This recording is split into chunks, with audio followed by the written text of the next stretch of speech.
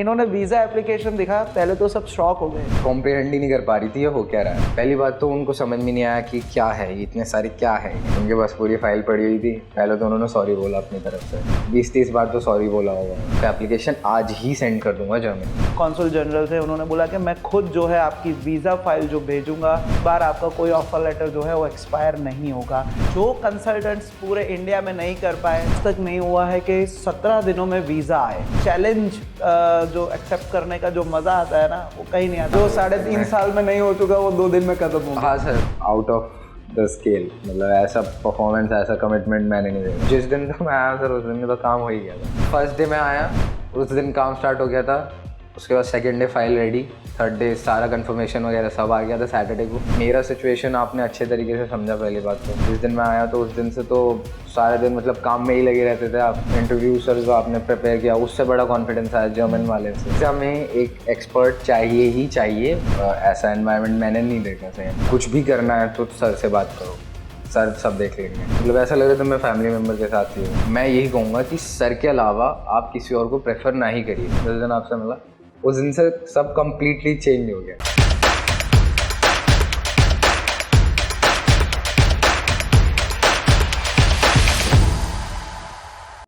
Hello everyone, this is Amritpal, founder of Amritpal operation. आज हम लोग हैं अभिषेक चतुर्वेदी के साथ में, जिसका आपने ट्रेलर देखा था, जो 2.5 साल से जर्मन स्टूडेंट वीज़ा के लिए वेट कर रहे थे। एक बार ऑलरेडी जर्मन स्टूडेंट वीज़ा का रिजेक्शन आ चुका है।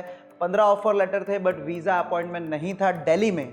और जो कंसल्टेंट्स पूरे इंडिया में नहीं कर पाए, सिर्फ 1 महीने के अंदर इनके हाथ में जर्मन स्टूडेंट वीज़ा जो है वो हमने लाके रख दिया। टर्न अराउंड टाइम था 1 महीना। नवंबर में कॉल किया, मैंने बोला आप आ जाओ अहमदाबाद। मुंबई में अपॉइंटमेंट लिया। 2 तारीख का अपॉइंटमेंट था, 2 दिसंबर का। 29 दिसंबर को इनके पास वीज़ा आ चुका था। 17 वर्किंग डेज में इनके हाथ में वीज़ा आ चुका है। तो स्टूडेंट्स, आज स्पेशली दिल्ली से इनको हमने बुलाया है अहमदाबाद में ये इंटरव्यू कवर करने के लिए, सो दैट आपको ये पता चल पाए कि दिल्ली में क्या क्या कंसल्टेंट्स जो है वो चीट करते हैं, क्या प्रॉब्लम्स है दिल्ली में, और क्या चीज़ें आपको ध्यान रखनी है अगर आपको जर्मन स्टूडेंट वीज़ा लेना है। अगर आप दिल्ली, पंजाब, हरियाणा से हो और अगर आप दिल्ली आते हो कंसल्टिंग के लिए, क्या दिक्कत इनके साथ हुई, इनके फ्रेंड्स के साथ हुई वहाँ पर, आपको आज हम लोग वो बता पाएंगे। So Abhishek, first of all congratulations. Thank you sir. कैसा लग रहा है आपको? सर बहुत बढ़िया लग रहा है। अभी तो जिस दिन एयरपोर्ट से आपने पिक किया था उसी दिन मतलब आपको पता ही है कितना सब बढ़िया था। हम लोगों ने इनके बारे में पूरा एक ब्लॉग बनाया है, उसमें आपको ब्लॉग भी बनाया है और व्लॉग भी बनाया है। हम आपको इनका वीडियो व्लॉग अभी जल्दी से रिवील करने वाले हैं, जिसमें ये मेरे को इन्होंने जब भी कॉल किया कि sir I am coming from Delhi, मैंने बोला कोई बात नहीं तुम आ जाओ। तो इनका फ़ोन आया कि सर उधर कैसा होगा, क्या होगा, अहमदाबाद में मैं कभी आया नहीं हूँ, पहली बार आने वाला हूँ, क्या होगा। मैंने बोला तुम टेंशन मत करो, तुम आ जाओ। तो सुबह 7:30 बजे पिक करने गया, ऑफिस पे लेके आया, पूरा वीज़ा एप्लीकेशन किया, और 2 को इनको जो है मतलब 1 दिसंबर को इनको बॉम्बे भेजा, 2 दिसंबर को एप्लीकेशन करके सीधा दिल्ली। और सबसे इम्पॉर्टेंट चीज़ जो मेरे को दिल को छुई जब भी इनका कॉल आया, तो ये स्टूडेंट 2018 पास आउट है, ठीक है। तो 2018, 19, 20, 21 3.5 साल या 4 साल का एकेडमिकल ईयर्स के जो इनके वेस्टेज हुआ है वो कोई भरपाई नहीं कर पाएगा। सिर्फ और सिर्फ एक रॉन्ग कमिटमेंट, फिर फॉल्स नॉलेज इनको जो दिया गया है दिल्ली में, वो बहुत इनके मतलब 4 साल इनके जो है एकेडमिकल ईयर्स लेके गया है वो, राइट। तो आज हम लोग इनसे बात करेंगे कि क्या क्या चीज़ें उन स्टूडेंट्स को ध्यान रखनी है जो नॉर्थ जुरिस्डिक्शन को बिलोंग करता है। सो अभिषेक, आप ये बताइए कि आपका 2018 में 12th है, उसके बाद का क्या क्या है, और कब आपने मुझे फ़ोन किया और 1 महीने में सब काम ख़त्म। तो आप सोचो कि 2018 में अगर आप कॉल करते तो अगर अभी आपका बैचलर्स भी ख़त्म हो गया होता। हाँ सर, ऑलमोस्ट एंड सेमेस्टर होता। तो आप स्टूडेंट्स को क्या कहना चाहते हो, अगर वो दिल्ली में हैं या नॉर्थ में हैं, जो स्पेशली वीज़ा के लिए या तो कंसल्टेंसी के लिए जो है वो हंट कर रहे हैं? सर पहली बात तो मैं ये कहूँगा कि कंसल्टेंसी कोई कंपल्शन नहीं है कि आपको जाना ही जाना है, कंसल्टेंसी के थ्रू ही जाना है। क्योंकि मैंने जितना जाना, आपको पता ही है, आप स्टूडेंट रह चुके हैं जर्मन एजुकेशन सिस्टम के, तो ऐसा कोई बहुत हार्ड नहीं है कुछ। आप मेल कर सकते हैं यूनिवर्सिटीज़ को, वो बता देंगे क्या प्रोसीजर है क्या नहीं है। जहाँ पे सबसे इम्पोर्टेंट जो चीज़ है वो है वीज़ा। हाँ और वीज़ा के टाइम पे लोग अपने बहुत सारे वो बोलते हैं ना अपने एक तरीके से अपने रिव्यूज़ दिखाते हैं कि हमारे इतने वीज़ाज़ हैं जी, हमने तो इनका भी लगवाया है, उनका भी करवाया है। तो लोग समझते हैं कि हमें उधर जाना चाहिए, तो अगर वो वीज़ा भी करवा रहे हो तो वो एप्लीकेशन भी अच्छा करवा देंगे, ऑल ओवर आपका बहुत अच्छा प्रोफाइल बनवा देंगे, जो कि एक सही आइडिया नहीं है। क्योंकि एजुकेशन एकेडमिक्स तो एक स्टूडेंट ही देख सकता है, वो कंसल्टेंट उसमें कुछ कर नहीं सकता। बिल्कुल।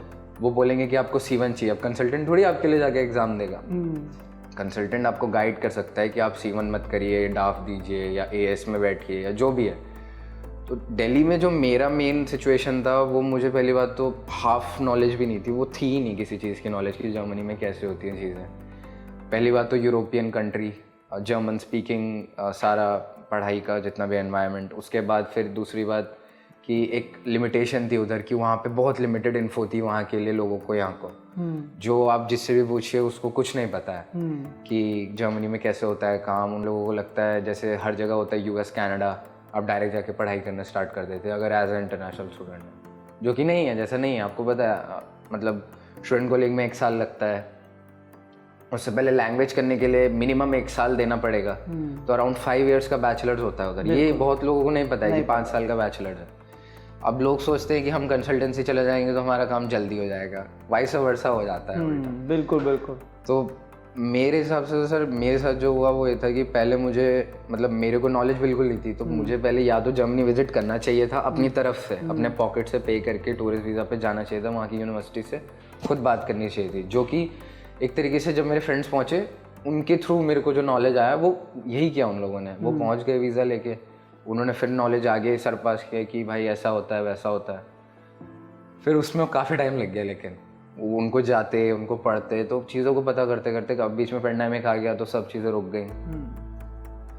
तो सर मतलब एक काम अच्छा किया लेकिन मैंने कि लैंग्वेज पढ़ लिया, लैंग्वेज का सपोर्ट रहा, तो उसकी वजह से मतलब ये नहीं हुआ आज की डेट में कि जी आपके पास लैंग्वेज नहीं है, अपॉइंटमेंट मिल गया लेकिन लैंग्वेज नॉलेज नहीं है, तो वो चीज़ अच्छी की। बट ये था कि उस टाइम मैं आपको मतलब सही से बताऊं तो नॉलेज मुझे भी नहीं थी और जो करवा रहे थे काम उनको भी नहीं थी। मतलब कंसल्टेंट को भी नॉलेज नहीं बिल्कुल नहीं थी, उनको पता नहीं था कि एजुकेशन सिस्टम कैसे काम करता है, क्या सिचुएशन है उधर, कैसे डिप्लोमेसी काम करती है स्टूडेंट के लिए और चीज़ें कैसे, क्योंकि ज़रूरी नहीं कि किसी के अच्छे नंबर हो तो उसको वीज़ा देंगे ही देंगे वो लोग। और ऐसा भी नहीं कोई मतलब 40%, 45%, 50% वाला तो उसको वीज़ा नहीं देंगे, ऐसा कहीं लिख के नहीं रखा। तो इसमें शायद गलती मेरे को लगता है आपकी भी है कि आपने प्रॉपर रिसर्च नहीं किया और कोई भी कंसल्टेंट को जो है अपना एप्लीकेशन करने के लिए दे दिया। सर पहली बात तो जब मतलब दिल्ली में जर्मनी के लिए इतना कुछ है भी नहीं।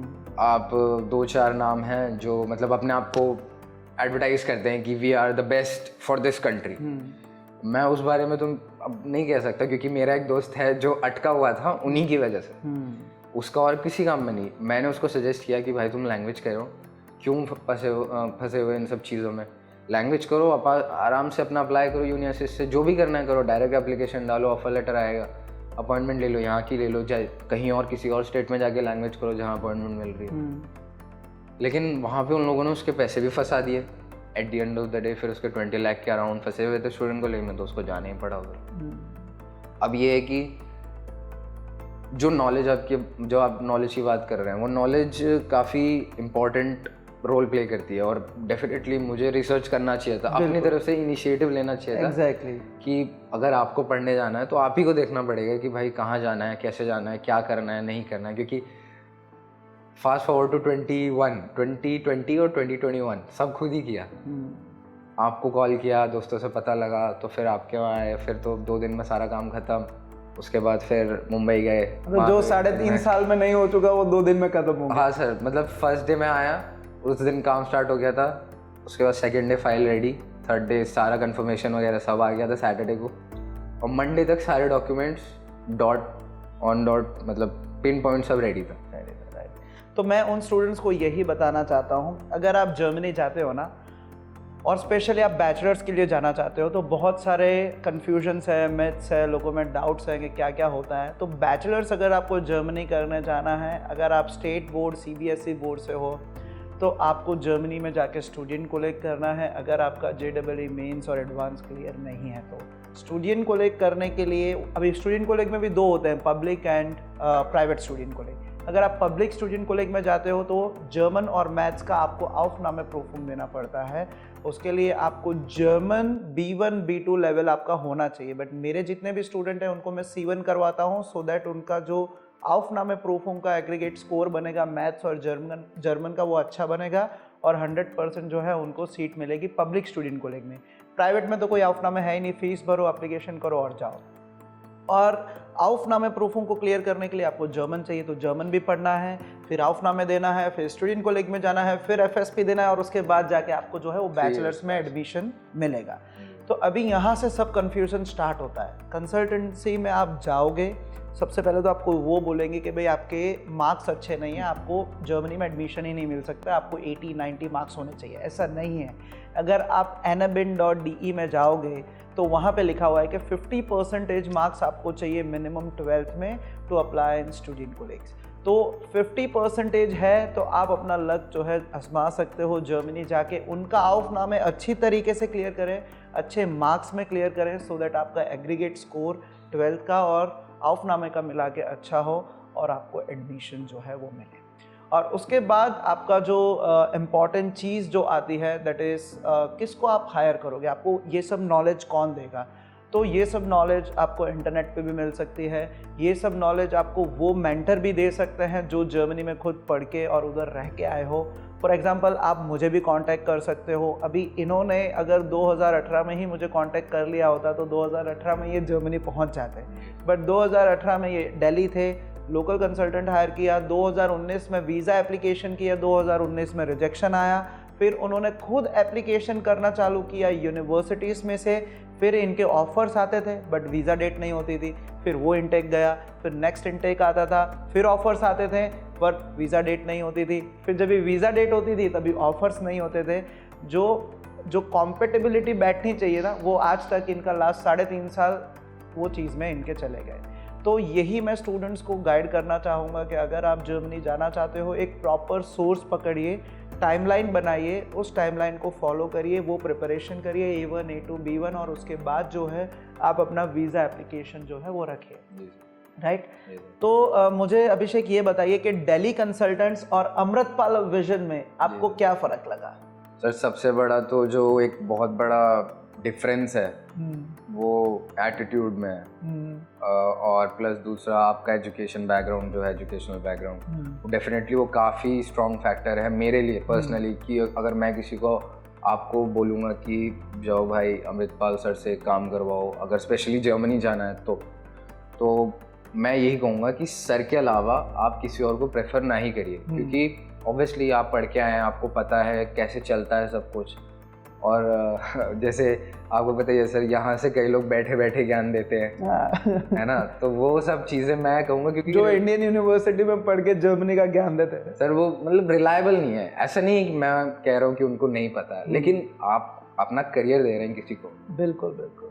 और उसमें 0.001% भी चांस नहीं लेना चाहिए, क्योंकि मैंने लिया, क्योंकि उस टाइम मैंने एफर्ट नहीं डाला तो आपने देखा रिजल्ट वैसे ही था। मतलब जैसे बोलते हैं ना कि यू गेट व्हाट यू पे फॉर, वैसे ही सिचुएशन था।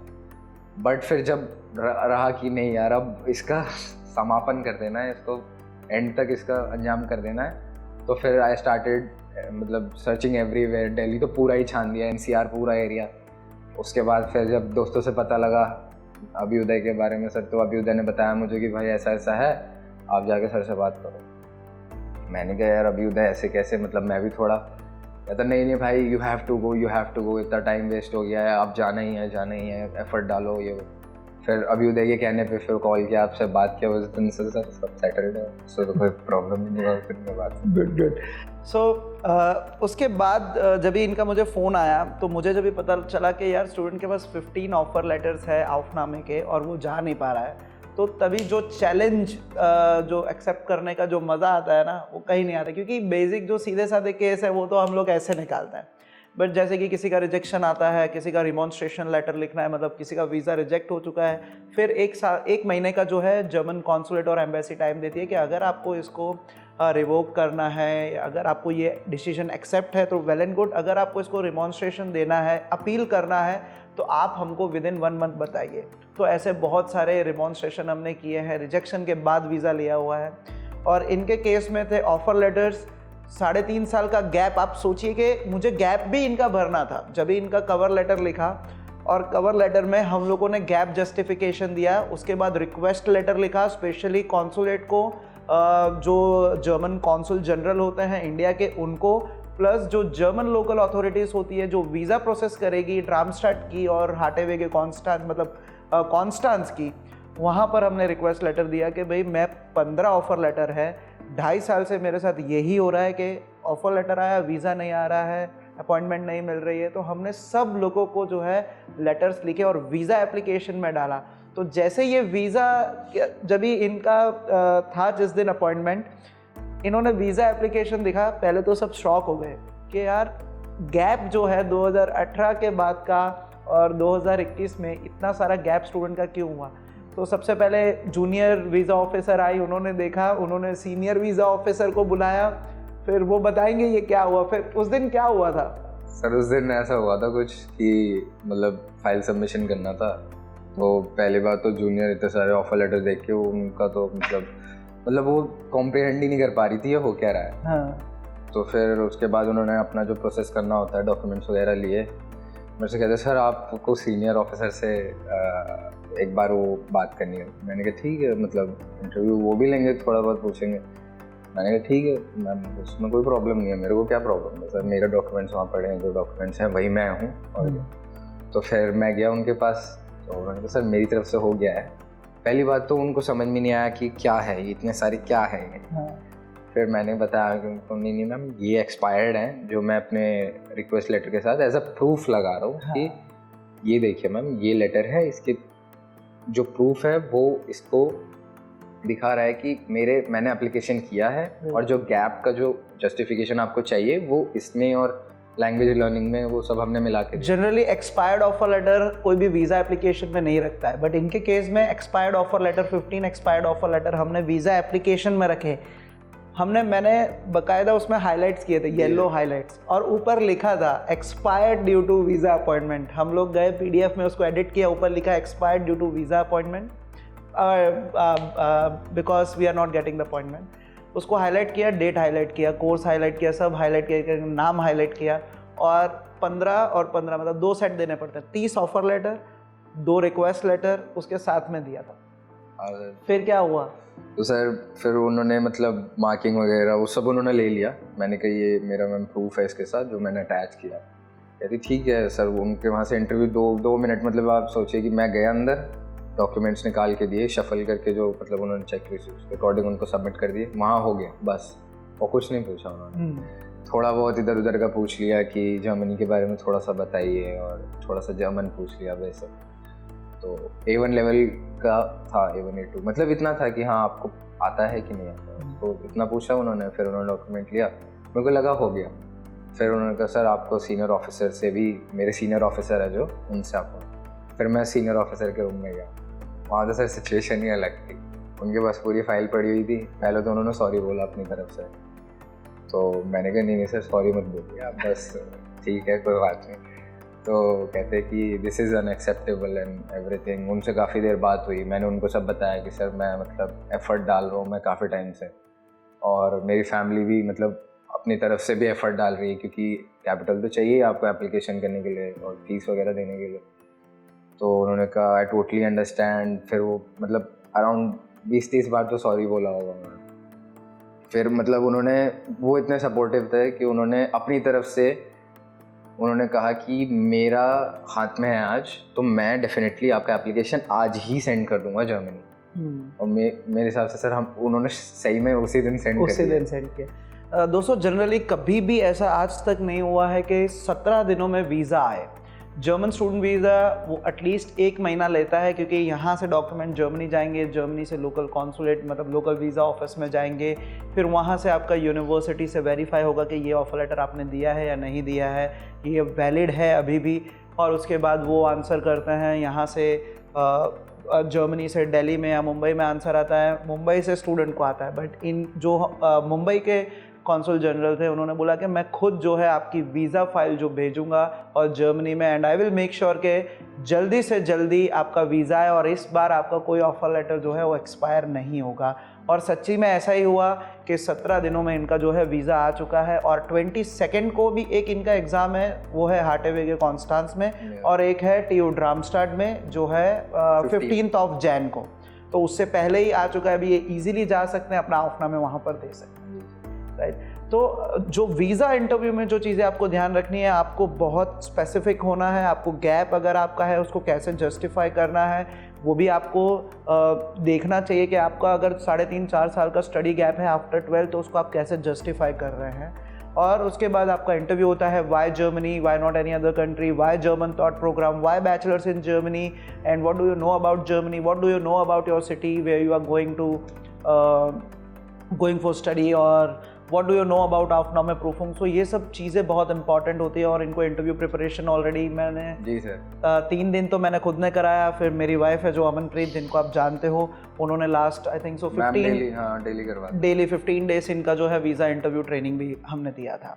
सो अभिषेक, मुझे अभी ये बताइए कि जैसे कि आप उन स्टूडेंट्स को क्या गाइड करना चाहते हैं जो अनगाइडेड मिसाइल की तरह सब जगह घूम रहे हैं कि हमारे को जर्मनी जाना है, बट वो खुद भी प्रोसेस कर रहे हैं, मतलब एडमिशन्स के लिए एप्लीकेशन कर रहे हैं, कितनी चीज़ें होती है जो छूट जाती है और स्टूडेंट का टाइम वेस्ट हो जाता है, क्योंकि फॉरेन एजुकेशन प्रोजेक्ट में सबसे इम्पॉर्टेंट चीज़ ही आपका टाइम है। जी सर। तो आप उन स्टूडेंट्स को क्या बताना चाहेंगे? सर पहली बात तो ऑब्वियसली जैसे कोई अगर मतलब मिसगाइडेड है, उसके पास प्रॉपर एम नहीं है, तो ऑब्वियसली वो इधर उधर तो जाएगी। और दूसरी बात, ऐसा नहीं है सर कि हार्ड एंड फास्ट रूल मैंने स्टार्टिंग में कहा कि आपको कंसल्टेंट हायर करना ही है। आपके पास सब कुछ है सर इंटरनेट पे, इतनी सारी वेबसाइट्स है, आनाबिन है, यूनी असिस्ट है, उसके बाद आपका studentcollege.de है, उसके बाद इतने सारे आर्टिकल्स हैं, वेबसाइट्स हैं यूनिवर्सिटीज़ की जहाँ पे आप पढ़ सकते हैं इन सब चीज़ों के बारे में। तो नॉलेज की कमी नहीं है, बट ऑब्वियसली अगर किसी को जाना तो अपनी तरफ से एफर्ट तो लगाना पड़ेगा। एक तो पहले ये हो गया कि आप सब कुछ खुद करिए। दूसरा ये है कि अगर आप किसी कंसल्टेंट को हायर कर रहे हैं तो मेक श्योर क्रेडिबल हों, उनका एजुकेशनल बैकग्राउंड आप भी जानिए कि सर कहाँ से पढ़े हैं, क्या करते हैं, क्या पढ़ा है, क्या नहीं पढ़ा है, कितना टाइम उनको ये करते हुए हुआ है। और मतलब एक तरीके से आप हर किसी से पूछिए अगर पूछ सकते हैं तो, क्योंकि मेरे को भी सर एज अ रेफरेंस मिले थे। तो आपको दिल्ली में आपको मेरा रेफरेंस कितने जनों ने दिया जब भी आपका फ़ोन आया था? सर मेरे को sir at least around Abhyuday, Pankaj, around 5-7 लोगों ने दिया था। हाँ।